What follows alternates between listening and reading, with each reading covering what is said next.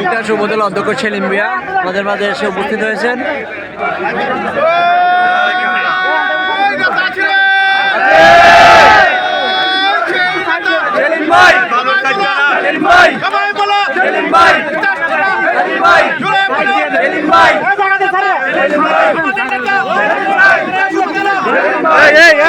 একটু আগে বলা হয়েছে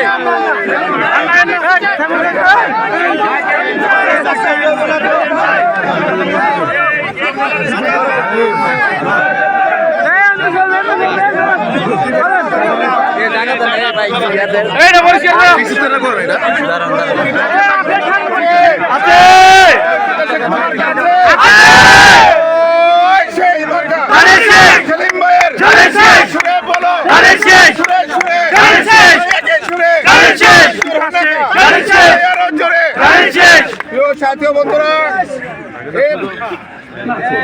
এই পর্যায়ে বক্তব্য রাখবেন বাংলাদেশ জাতীয়তাবাদী দল কুমিল্লা 2 হোমনা তিতাসের